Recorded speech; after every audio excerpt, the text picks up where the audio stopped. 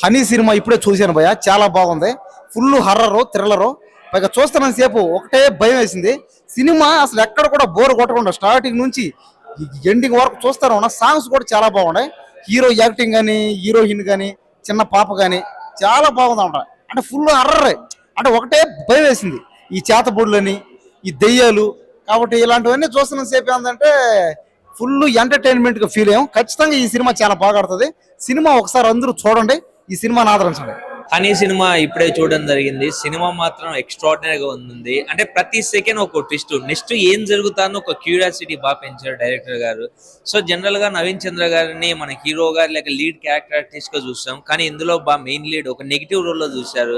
అంటే artificial intelligence తోనే ప్రపంచం ఎంతో అప్డేట్ అవుతుంది, కానీ ఇలాంటి సినిమాలు చేతబడిలోనే ఇంకా ఉండడం జరిగింది. కానీ ఇలాంటివి రియల్ గా జరిగే మనుషులు ఉన్నారు, అలాంటి మనుషుల ఆధారంగా తీసిన cinema honey.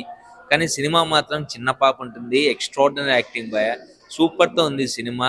Please watch your near theatre. Thank you so much.